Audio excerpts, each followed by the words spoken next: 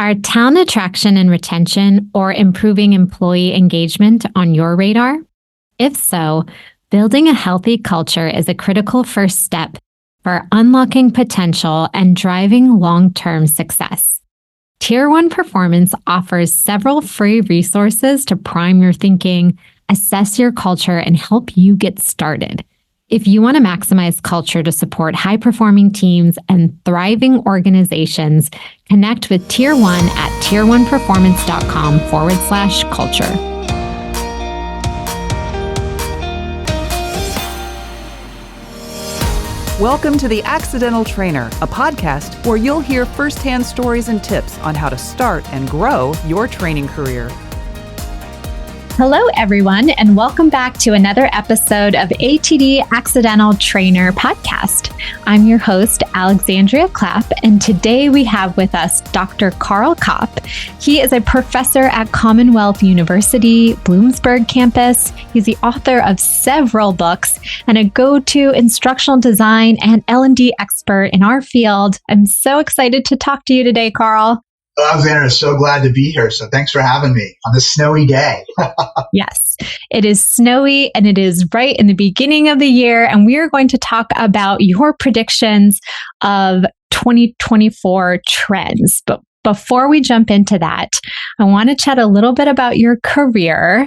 I think I mentioned to you that I was listening to an old conversation with you and Justin, and it sounds like you have a purposeful journey into L&D, which is sometimes unusual, but maybe there's something accidental along the way that you can share with the ATD community.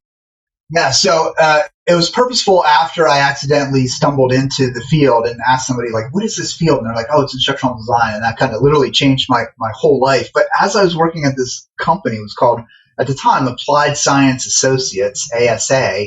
And one of the accidental things that I learned was I was tasked with coming up with a glossary of terms for health maintenance organizations, HMOs.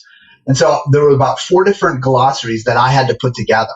And I thought, like, this was the worst job. I had to go through and read, what does PPO mean? What does HMO mean? And I put together a glossary. And then one day my boss said, hey, Karl, you can come into a meeting with the client who had you put these together, but don't say anything because you're an intern and, you just sit there and be quiet. I'm like, okay. So we got into the meeting and these people, they were from SmithKline and Beach, I think at the time, they kept throwing out terms like PPO. And I could tell that my boss had no idea what the term meant. So I said, oh, PPO, that's Preferred Provider Organization, and that does this and this and this. And they're like, that's right, da-da-da. And then they threw out another term. And I'm like, oh, that's primary care physician. And I kept defining all these terms. And I didn't realize that how much I had learned from the glossaries of the field. And then afterwards, my boss called me in the office and like, Karl, remember how you said not to, remember how I told you not to say anything? He goes, yeah. And he goes, and you said something? I'm like, yeah. And he goes, I'm glad you did, but don't do it again. I'm like, oh, okay. But that taught me, the accidental lesson that taught me was the value of knowing the terminology of your client. And I think a lot of people miss that. And when people talk about miscommunication with the subject matter expert or with an organization, the problem is they're not talking the language of the client. Now, I didn't know what PPO meant, but when you said Preferred Provider Organization, I'm like, oh, okay, that's the organization that you prefer. Oh, that makes sense. So it wasn't hard to learn the terminology, but it was so impactful. And so now whenever I meet a client or go into a new field, I work very hard to know some of the basic terms and terminology so that we're speaking the same language and I'm not backing them up all the time. And they're not like, this guy doesn't know what he's talking about, right? So it's kind of a good accidental thing that I learned in my journey to where I am today. Oh, I love that because I think that this field, or maybe all fields, it's always relevant. It feels very jargony. There's lots of terms to know to get to do your job right. Yeah, there's a ton of TLAs, right? 3-letter acronyms. So as long as we know what the TLAs are, we're one step ahead. Yeah. And especially with all sorts of new tech happening all the time, it seems like there's a little bit of catch up always happening where folks are, oh, I've been doing this. I just didn't know that you called it, or we have this platform. I didn't know you called it that though. So, right. That's helpful to know. Okay.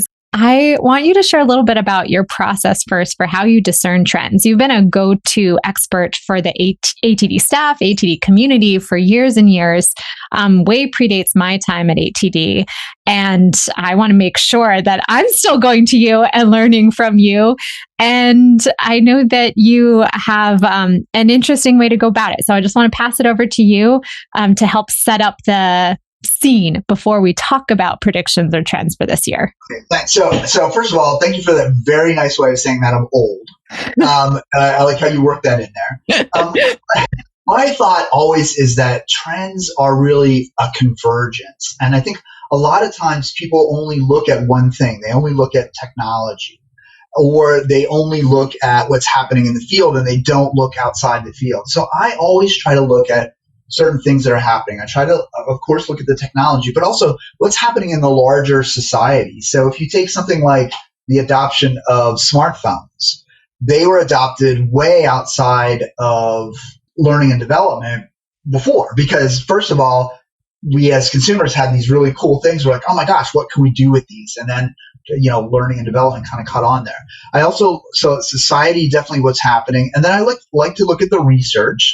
Being an academic, one of the advantages that I have is access to a lot of research. And so I kind of look and see what are the research trends or what's happening there. That's always helpful. And then I like to look at outside research, like what's happening in Forbes, what's happening in other countries. I mean, that's really another thing that a lot of people overlook, is that they're very country centric. But if you look at other countries, sometimes they're behind, but sometimes they're ahead in terms of trends and what they're doing and how they're thinking.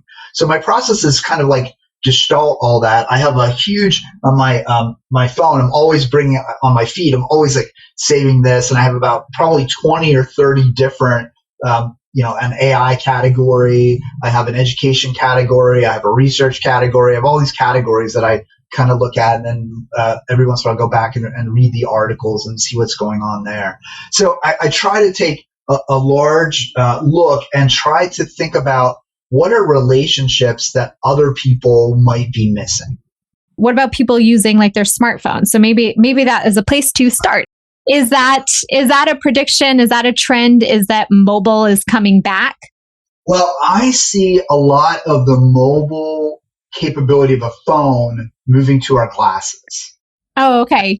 So when you think about VR, one of the main things that people don't like about VR is when you put on those goggles, you're isolated from the rest of the world.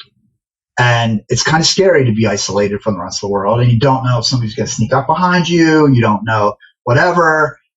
People that have hair sometimes worry about putting the goggles on because it messes up their hair. So, all those kind of things. For those of you who don't know, I don't have any hair, so that's not an issue. But for some people it is.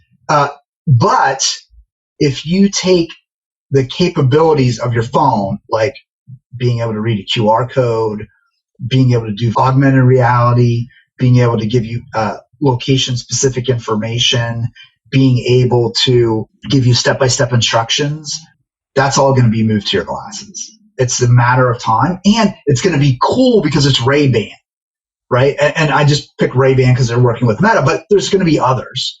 And some of them actually out there are even cooler than Ray-Ban in terms of their capabilities, maybe not the brand name, but brand recognition. So when I can buy a pair of regular glasses that fix my eyesight, but also give me those capabilities, heads-up display capabilities, that's going to be a game changer. And that's going to be interesting, though, because now what are some societal implications? Well, do I want my company in my glasses, right? So am I going to have a pair of glasses that the company sanctions? Am I going to have a pair of glasses that I sanction because I don't want the company knowing what I'm doing with my own glasses and my own phone and that kind of stuff? So all those issues are going to come up in terms of how is that going to work? Well, I was thinking like how some organizations will provide you a phone or they'll provide you a tablet to use for on-the-job type of work.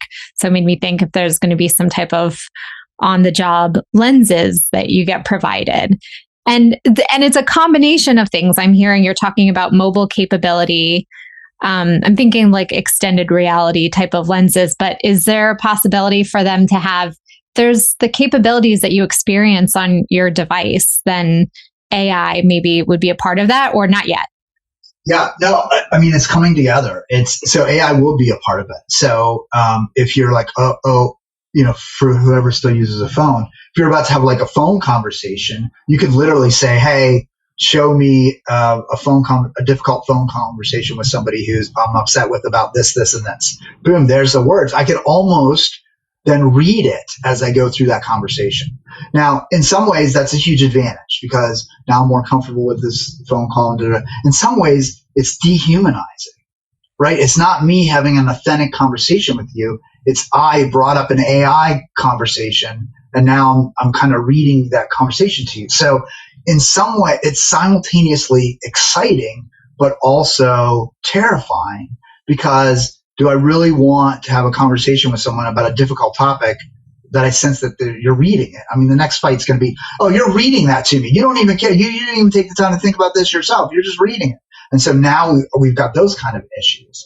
And we're going to then have to teach people how to deal with those kind of conversations or those experiences, the use of that device. I'm not sure that's a 2024 device because we're taking small steps toward that, but it's the device that's definitely coming. And in fact, not only that, but eventually it's going to be in contact lenses, as we shrink the technology and it becomes more and more. So now not just glasses, but contact lenses are going to give you that kind of capability. We're still a little ways away from that, but there's a lot of companies working on these wearable technologies.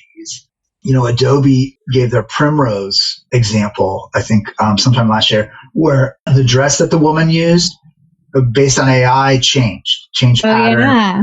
Exactly. So the military is already using something like that for stealth, because the military is always like about 5 to 10 years ahead of everybody else. So that's kind of interesting. But so people say, well, so what, Dr. Cobbs? Like people like change their outfits. What's the big deal about training and development? But imagine if you upgrade that a little bit to personal protective equipment. And so now you could have a piece of clothing act as different types of personal protective equipment. So that could be really interesting, having AI in there and adapting to a certain environment, or being able to detect chemicals. Or, we already have clothes that can heat up for us and cool us off, and maybe it happens automatically. So then the question is like, when does that happen? How do you incorporate that type of personal protective equipment into the on-the-job work site, right? What does that mean? What are the implications of that? So I think at L&D, we're going to have to not just know like how a person thinks or learns, but we're going to have to learn about this hardware, these wearables that are going to influence what happens to a person on a job. And so I think, by looking at these different trends, we can kind of see how some of that would happen and how we should be. I always think we should be aware of this. And so that when it happens, we're not like, oh my goodness, I didn't see that coming. A lot of companies and organizations were caught off guard by AI. And they were scrambling to figure out, what AI looks like. The problem of that is I think we get stuck on the hype on the inflated expectations. So a lot of people are saying, oh, we can use AI to create training. We can use it there. Well, if you look at AI right now, it's like the most boring, generic training you would ever want to take. And so people are going, that's not going to work. People aren't going to want to, take that training, and it's just going to replace like the lowest level training and, that kind of stuff. But this is as bad as it's ever going to get. AI is never going to get worse than this. And so if you think it's crap, it's never going to go, it's right on the precipice of going. And somebody told me this really interesting story. I did a presentation on AI to an organization. And afterwards, a gentleman came up to me and said, yeah, the school district that my son goes to were really struggling with AI. And in fact, now all the kids have to write essays in class. And he said, it started out like this. Some kid said, write an essay for me on the Civil War. Turned it in, and the teacher goes, this doesn't look like any essay a fifth grader would write. So obviously this is AI. as a fifth grader, write an essay on the Civil War. The teacher looked at it and said, look, this is obviously machine generated because there's no mistakes in here. There's no illogical sentences. There's no awkward sentences. This doesn't make sense. So now the kids write me an essay as a fifth grader and make 5 common mistakes in grammar and spelling that a fifth grader would make. Mm-hmm. Now, first of all, I say hire that kid. But second of all, that's the evolution of the smartness of both humans using that tool and then the tool getting smarter. So, for example, back in 2023, I was going to do another AI presentation, and I said, give me a quote about the iPhone from George Washington. And it gave me this really cool quote about the iPhone from George Washington. But, of course, that's not true. George Washington had an Android, not an iPhone. And so then, just kidding, he didn't have either. But last week I said, give me a quote from George Washington about the iPhone. And it said, I can give you a quote about technology and George Washington, but George Washington didn't have that type of technology. Therefore, I cannot give you a quote from George Washington about the iPhone and technology. So even the AI itself is getting smarter at what's happening. So if you want another prediction is AI is going to get better and better and smarter and more capable. And so for some of us, that's going to be awesome. It's going to be great. For others of us, that's going to be, if AI can do kind of what I'm doing, what am I doing? And so I think one of the things that is going to be missing in all this and this great chaos that's going on in society, we have our elections right now and, half the country is divided against the other half. What's missing is real wise leadership. All right. We have very nuanced leadership. We've got, and if you read a lot of articles and look at what happened during the pandemic, a lot of leadership training was not done. Mm. So now they're trying to catch up on leaders, succession planning, that kind of stuff. And there's a lot of questions about how does one lead virtually or hybrid teams? Do we have to get everybody back to work? I think trying to get everybody back to work, I saw an interesting survey of all these executives. They said, do you believe in back to work initiatives? And they're like, yes, we want people back in the office. And I said, would you like to be back to work in the office? They're like, no, I can do my work from home. Well, okay, that's like, let them eat cake. So the idea is that there's this lack of nuance about working with people. Another thing that I do is I like to look back in time to gain knowledge about what's happening in the future, right? Past is prologue. History doesn't repeat, but it rhymes. So if you look at leadership through the ages, one of the things of very early villages was there's always a wise counsel, right? There's always this wise person that dispensed wisdom. And it's in parables, it's in all kinds of things. And almost every culture has this concept of a wise individual imparting knowledge. And in this industrial age that we're in, or information age, or whatever we're in, we've lost that wisdom. And part of wisdom is making connections between things that you don't think there's a connection. Part of wisdom is empathy. Part of wisdom is sitting back and reflecting. Part of wisdom is understanding the other person's perspective. Part of wisdom is understanding that there's more than one point of view.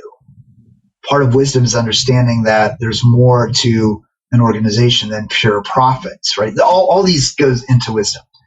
And so that's lacking. And I think a lot of really impactful leadership training in 2024, maybe they won't come out and say wisdom, but I think they're going to start incorporating elements or pieces of that into their program for humans. Because if knowledge is no longer a competitive advantage, because now we have knowledge at our fingertips, what is a competitive advantage? I think a competitive advantage is wisdom, which is how we put knowledge together and then work with people to accomplish mutually beneficial goals. And so I think that's really important. I did a whole series in my LinkedIn learning newsletter on can we teach wisdom? And there's a lot of research out there that says, yeah, we can teach people to be wise.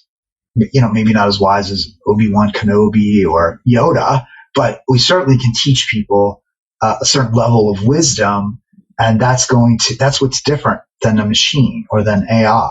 So I think that's another prediction, the use of in-person wisdom-based training and learning experiences. Okay, I have a question. In the wisdom example, I'm trying to break this down. Like if I were just tasked with, okay, you got to start making wisdom training in your organization, go. Like, would that, I'm imagining that's an umbrella term, but things like critical thinking and empathy or emotional intelligence and analytical thinking, like could fall under this bucket of wisdom, these human skills? There's a lot of sub-skills or behaviors that can result in wisdom. So one is definitely reflection. So we want to make sure that we teach people to properly reflect. And we totally don't do that. We don't have time in our organization to reflect. We don't know how to reflect. But again, there's a lot of research on good ways to reflect. Another thing about wisdom is putting together multiple perspectives. But what is your competitor thinking? What is the small startup thinking? What are your employees thinking?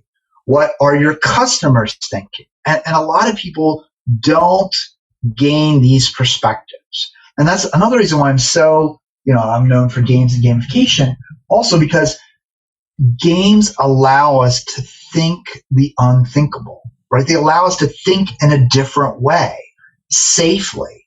Like, oh, if I did this, this would happen. Oh, if I did this, this would happen. Oh, okay, wow, that's kind of interesting. I never considered that before.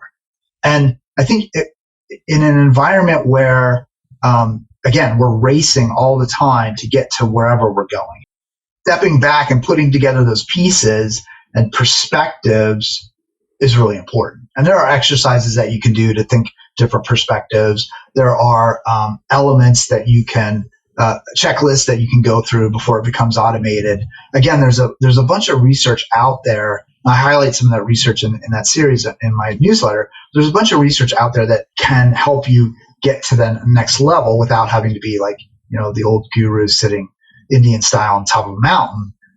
There are ways that we can bring that into our everyday discussions and be much more effective at our dealing with fellow humans.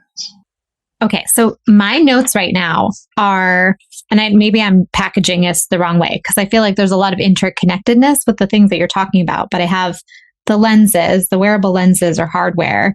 I have that AI is getting better and better and more capable. And then that's sort of connected to the wise leadership, or that we need to go back to a place of creating wisdom in our organizations as some big bucket kind of trends right now. Does that sound right?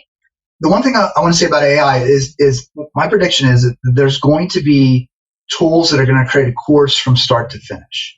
So it's going to grab an AI generated avatar. It's going to go out to .gov website and get the content from there, especially if you think about compliance training. It's going to create a branching scenario all by itself. It's going to use human voices. There's going to be a tool beyond our typical tool set that's literally going to create a course from start to finish. The first versions of that are going to be pretty not good, pretty choppy. People are going to go, oh, that's horrible. There's a lot of predictions out there about this year will be the year of junk training because a lot of AI will be out there making garbage. My advice to anybody in the field is learn from that. Take that garbage training. Use those technologies that are imperfect because they're on the way to more perfect things. I mean, I remember when the internet, you couldn't download video. It was like you click on something, an hour and a half later, you come back and maybe you could play it. But that didn't mean you abandoned video because video now is the internet, right? Mm-hmm. One of the biggest. So don't, just because something's not good now, not working now, seems crude now, doesn't do what you want it to do now, doesn't mean it's not going to do what you need it to do later on. And I think that's a mistake a lot of people make is they forget about it. Now, are there huge societal, ethic, moral issues with AI? Absolutely. Absolutely. I mean, everybody and their brother is suing AI companies for copyright infringement. They probably infringed on copyright. Is that going to shut them down?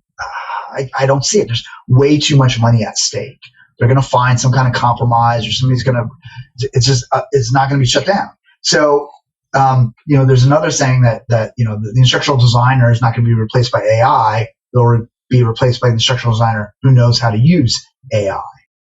And for the next few years, I believe that's true, right? We need to know how to use AI. We need to leverage it for what we're doing. We need to be smart about it, but we need to hang on to that, I don't know, whatever analogy, stay on your surfboard, ride the wave, in the 1980s, there was all the mechanical bulls, whatever. You got to hold on because it's going to be a bumpy ride and it's not going to be very smooth.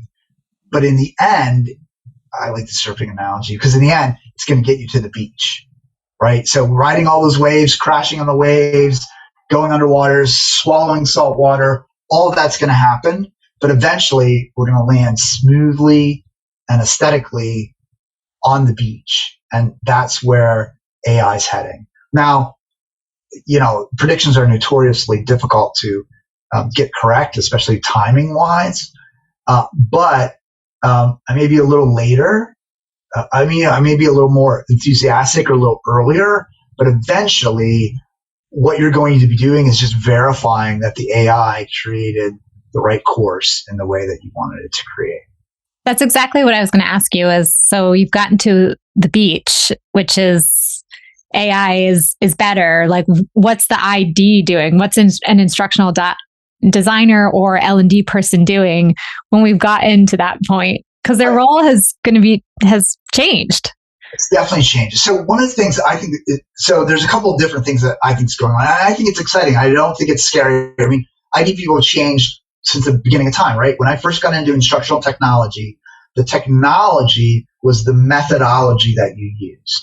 Now the technology is, Ray-Ban sunglasses that show augmented reality, or holodecks, or AI, or whatever. So we've adapted all along, right? You used to have to program a whole course in HTML. We don't have to do that anymore. So we're going to be fine as a field, as an industry, as an individual. So what are we going to have to do? Well, one, we're going to have to know how to, manage and babysit AI to make sure that we get the right results. So there's going to be some oversight to that. But there's also going to be, I think, an interesting next stage and predict a coach in your pocket. And so what ID people are going to do is we're going to partner with line managers, operation managers, and we're going to solve problems by helping to craft an app or a job aid that's going to help you do what you need to do. So we might have kind of a manager in your pocket who you just bring it up and, hey, I'm going to have a performance review meeting. What do I need to know? Boom, boom, boom. What do I need to do here? Boom, boom, boom. Going into a sales meeting, tell me everything I need to know. And it might be on your phone or it might be on your glasses. Next couple of years, it'll be on your phone. I use an app that board of directors or something, advisory board, for an app that is speech-based, right? So you can practice your presentations with this app, and it gives you feedback. Too slow, too fast, too loud, too soft, too many ums and ahs. You didn't say the power words that you should have said, right? So it's actually coaching me on how to be a good presenter.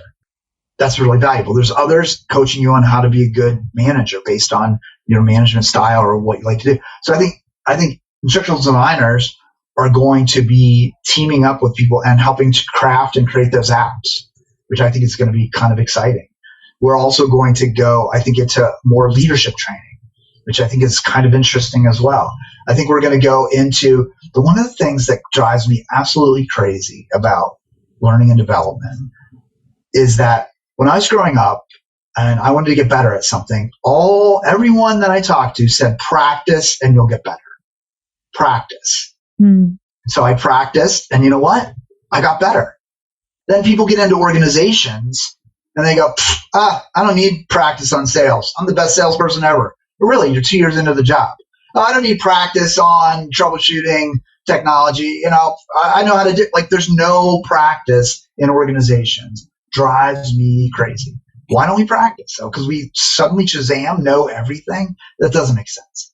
So I think there's going to be a movement a little bit more toward coaching and helping people practice, because we know, again, from the research that it's not just practicing, it's practice with directed feedback, right? Corrective feedback. It's not just 10,000 hours, it's 10,000 deliberate practice hours with some desirable difficulty thrown in there, right? There's a lot of things that make that practice effective.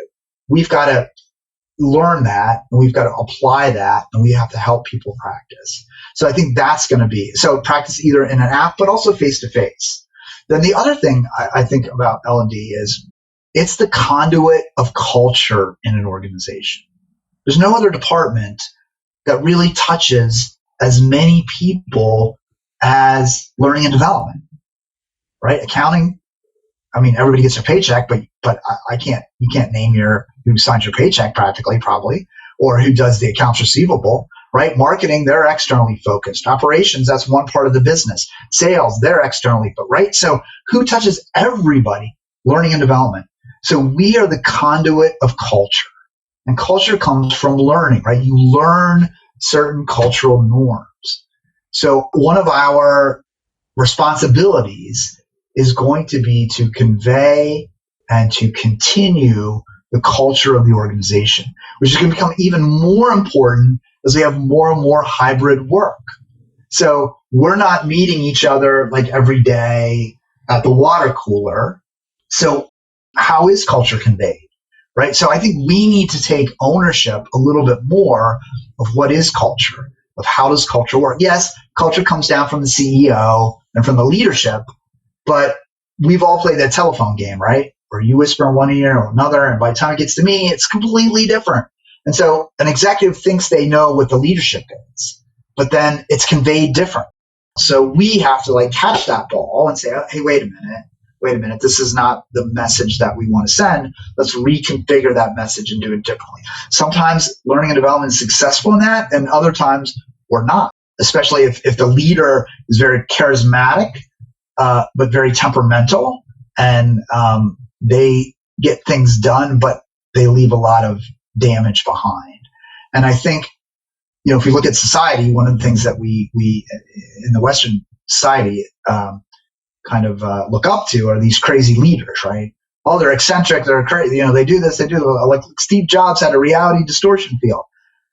But if you work in one of those companies or organizations, you find out it's not really as fun or creative or interesting as you think it is. And long run, when that person leaves, the company kind of falters a little bit. So we need to step in as learning and development professionals and say, look, here's a better way to do this. Here's a different way to do this. I mean, we'll be balancing what the leader wants and what, the people that are trying to make that happen want, but it's our responsibility to kind of make that happen. So I think that's important. So I think cultural training, cultural ownership, cultural initiatives are going to be through learning and development initiatives.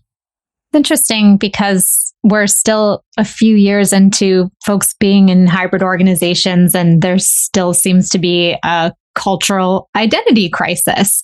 Maybe folks were never virtual organizations, so they were still trying to figure out who they were in that context. And now that they have folks going back into the office, and maybe it's a mix and it's not always at the same time, and there's lots of flexibility, it's a whole new identity again that they're navigating. But it's cool to hear you talk about L&D's potential role in being a conduit for that.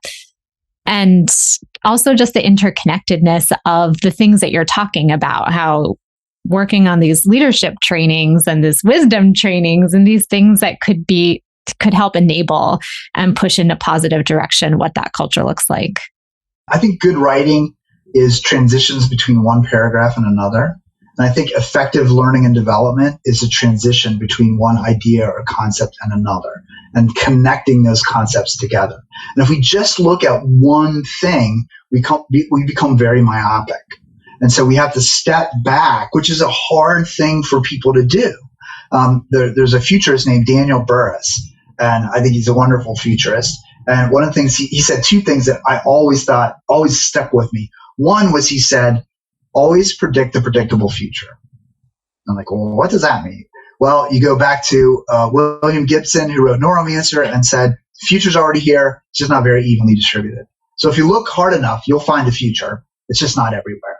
And I think that's important. And then the other thing that Burroughs said was take an hour a day and think about the problems of your customer. Because you know what? Your customer's not doing it. They're in the minutia of everyday activities, of figuring things out, of trying to get ahead, of trying to stay afloat, of trying to learn all this new stuff. And they're overwhelmed. And if you just step back and think about their issues, their complexities, their struggles, you'll be able to provide answers to them. And that's what I try to do. I try to sit back, usually early in the morning, and just think about, okay, well, what is going on in the field of L&D? What are people struggling with every day? How can I help them? And I have a group called the Learning and Development Mentor Academy, and it's a bunch of people that want to become better. They're mid-career. There were a lot of academies and stuff for people that wanted to get into instructional design, and there's leadership programs. But what if you're in the middle and you want to move up, or you want to make your mark? Like, how do you do that?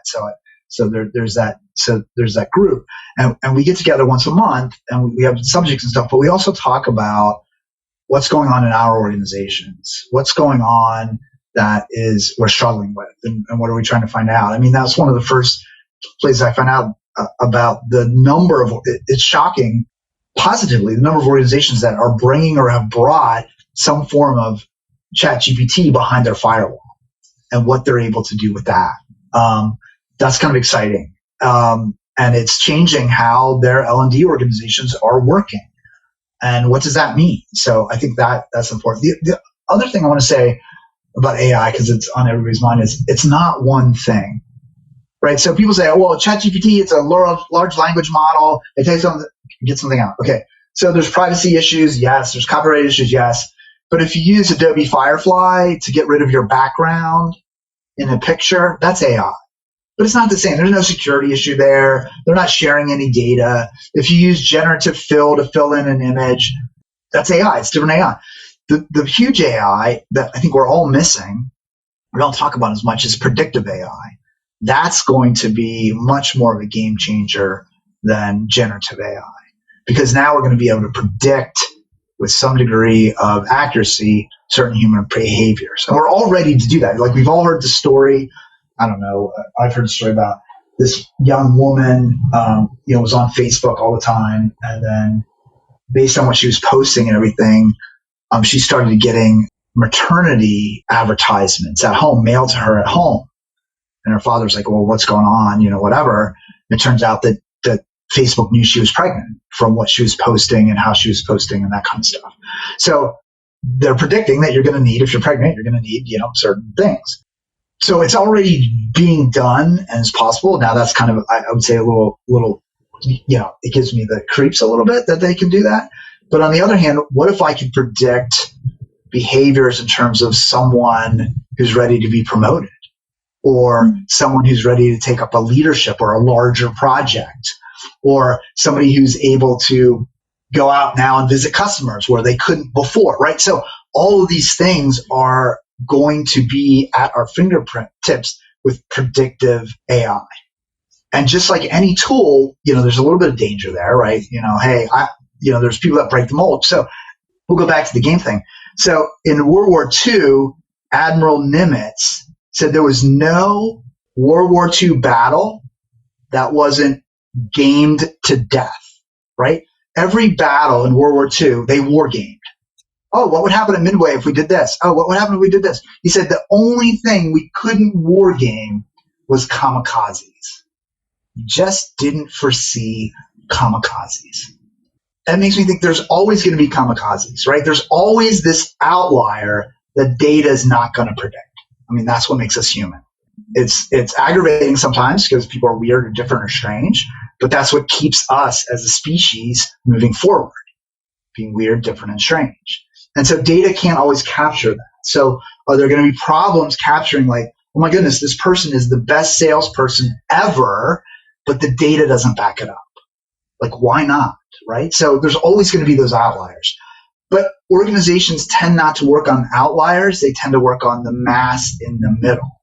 And predictive AI is going to help a lot with that mass in the middle. But again, somebody's going to have to figure out how that works. Somebody's going to have to make sure that we're ethical about it. Somebody's going to have to make sure that we do the right thing. And I think, again, L&D is in a great position. And I don't like the term L&D anymore. I've moved to a term called accelerating expertise. I think our job is to accelerate expertise. And whatever that takes, whatever that means, however that is shaped, that's what we want to do. We want to accelerate expertise in the organization. So we don't think about creating courses, don't think about job aids, think about how can I make that person over there better, faster? Because they can all eventually figure it out, but we don't want them to eventually figure it out. We want them to figure it out today, not 20 years from today.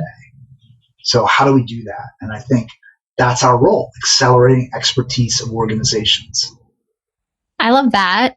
Though when I think of expertise, I almost think of the difference between knowing something at a surface level for now, which might be more of a performance task, but that might be okay because the shelf life of the task that you're doing might not even be relevant for you and your role and the organization in 6 months or a year.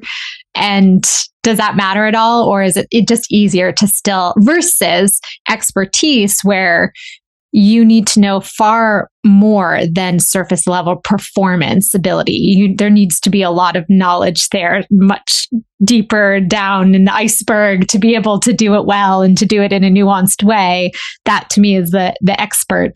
But I don't know. I'm curious if you think that will still be relevant as we move to this AI, avatar, lens future. Like, do we still need experts? I mean, I think yes, but will the majority of people be trained into expert type roles? Where does it fit in this future? Well, so as L&D, so that gets back to wisdom, right? We want to create people who are wise. Wise people are experts and knows how to do that. But also, like if you're coming into an organization and you have to do surface level stuff, I need to give you enough knowledge so you can use AI or whatever tools to do the surface level stuff. So I'm accelerating your expertise from zero knowledge to do surface level stuff to a level where you're competent or have the skills to do that surface level stuff. And then there's going to be another layer of people that are going to have to do surface plus, and I need to have the skills to train them to do surface level plus and kind of keep going up from that standpoint. So you're definitely going to need to have, we're not getting rid of the floor of skills is getting higher and higher. So an example, I was at a conference and they were showing this training for a customer sales rep. And the customer sales rep was having an AI conversation with an avatar and asking her about her router because he was setting up a router. And if you asked the right question, it zoomed in on the router. If you asked the wrong question, she hung up the phone and walked away. And they're like, oh, this is a great way to teach customer service reps about servicing a router. I said, yeah, that is great. And then I thought about it for a minute. I said, wait a minute. If it can respond to all those questions from the customer's perspective, couldn't we flip that and have it do it from the customer rep perspective? Couldn't this job of customer rep be replaced by this AI? Same AI you're using to train. And the answer is yes, it can eventually be. So that means the pool of people that we're training is shrinking and is moving up. If you think of sophistication, you think of wisdom, you think of leadership, those are going to be more of the issues. Like now we're going to have to think of strategy, right? What's our strategy for implementing these tools? What's our strategy for getting in front of the customer? Like all those kind of things. So simultaneously, as these tools are getting better and better at creating content, our audience of who we're training is going to shrink as well, because more of those, to your point, like you just need to know how to press this button and you can answer those questions. And you don't have to be somebody on standby to do that. There's an old joke about automation in manufacturing. They said the last factory will only have 2 living creatures. One will be a man and one will be a dog. The man is there to feed the dog. The dog is there to bite the man if he touches the machine. And so the idea is that a lot of things are going to be automated, but we are going to have the opportunity to kind of help with that process, help oversee it, and then help people that manage that from a bigger perspective. Now, from a society perspective, I mean, that brings all kinds of questions like that L&D we don't deal with on a normal day. But are we going to need a universal income? Are we going to need universal health care? Are we going to need ways to take care of it? Or is there going to be, too much of a dichotomy between the haves and the have-nots? What are we going to do about that? I mean, and if you look at some of the concerns in the political arena that we're in right now, some of that is manifesting itself already. So, we got to get that wisdom out there because we're already starting to see this imbalance. So those kind of things, while they're L&D, I probably got a lot deeper than you wanted to in L&D, but those are, as I look at it, those are all the things that kind of are influencing what the environment that we're going to be working in. It makes me think of a conversation I was having with my husband about the 4-day work week. Is that I know places are experimenting with it, different countries and different individual organizations, and it always seems like it was very positive. And it's hard not to think that we're moving in that direction, especially as things do become more automated.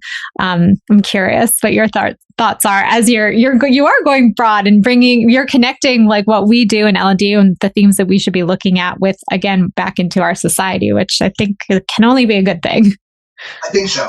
I definitely think a 4-day work week would be a great thing. I think it would help the economy. I think with the product. So it's interesting though, for years and years and years, there was a productivity increase. And for the past few years, there's been a productivity plateau or even decrease. So have we met diminishing returns? Yeah. And so I would argue in some cases, yes. And then there's a lot of people arguing that AI will increase that productivity. And CEOs and organizations are looking for that. Well, what's the return for increasing productivity? It used to be higher wages, but a lot of organizations aren't rewarding people with higher wages. In fact, there's an issue there. So do I think organizations are going to start offering 4-day work weeks? I think absolutely. And I think the work schedule is going to be a lot more flexible. So I think what's going to happen a little bit is, how insurance companies, if you put this thing in your car, like how fast you brake and, how many times your car flips over and stuff like that on a daily basis, it will reduce your insurance or conversely increase it. I think one of the deals that we'll eventually make with companies is I'll let you track me on certain things if you give me more flexibility. So when I'm working and I'm putting in 8 hours, here it is, but it's not 9 to 5, right? It's 7:30 to 8, and then I get the kids ready to school, and then at lunch I take an hour to go exercise, and then I think that those kind of tools are going to work their way into our work contract and are going to, on one side, be very flexible, and the other side they're going to invade our privacy. But we gave up a lot of privacy concerns when we started putting everything on Facebook and Twitter and, all those kind of things. So I think privacy is a little less of an issue for some groups of folks than for other groups of folks. But it's funny. I had a woman say, I would never let the government track me. That I'm like, well, aren't you typing this in on your iPhone? So on Facebook, who knows everything? She goes, well, I turn it off at night. I'm like, yeah, they know every night you turn off your phone. Like, it's not a mystery. So, we've given up a lot. And with the labor shortage, like the labor unions were kind of gaining power there for a while. I think what will happen is the people will gain some power. Like, hey, we need to do this. We need to do this. How can we negotiate that flexibility? And 4-day work weeks, hey, I'll give you a little bit. I mean, I know a lot of people that would take a little bit less salary for a 4-day work week. And so I think that is also on the horizon. Yeah. But I would say, though, that's your prediction. And it's a good one. Because you brought that up. So I snuck in. Well, it was a curiosity. I mean, yeah, maybe it's a prediction. I don't even feel confident enough to say it's a prediction. Oh, but come sure, on. I'll own it. No one goes second checks. So yeah.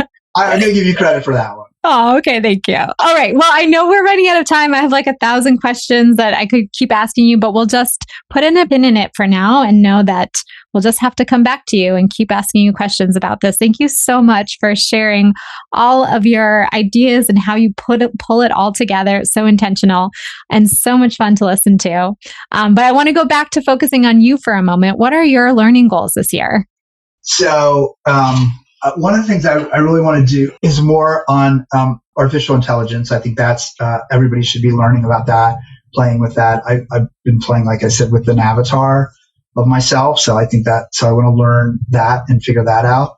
And then I have been working on my plumbing skills. So I put in a new touchless faucet, which I thought was pretty good. I almost got the garbage disposal was clogged, and I almost had that fixed, but not quite. So that kind of bummed me out that I didn't learn how to do that. So I want to work on some of those more skills to become more handy and more adept at what I do at home instead of just calling up somebody and having to fix it.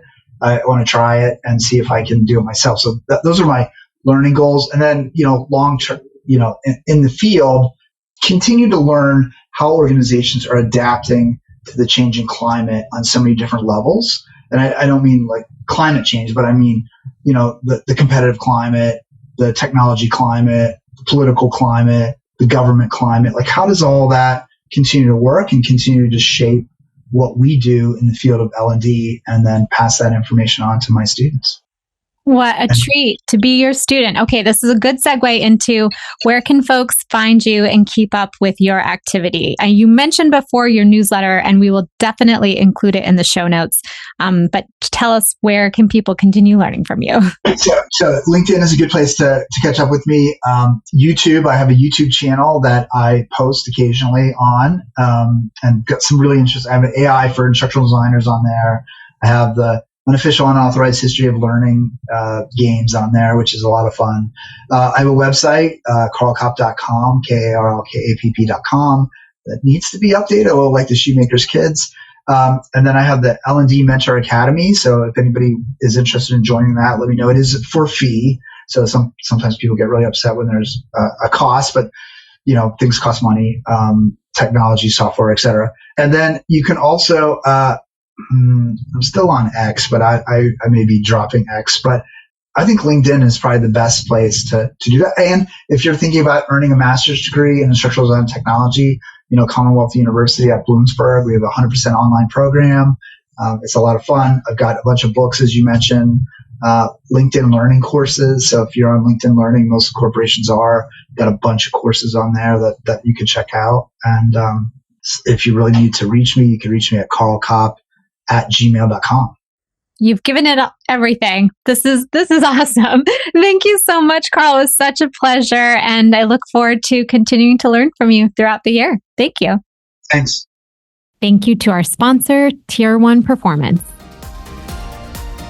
Thanks for listening to this podcast from the Association for Talent Development. Be sure to check the show notes for resources mentioned in today's episode. And if you found the show useful or insightful, please be sure to like, subscribe, and share it with a colleague.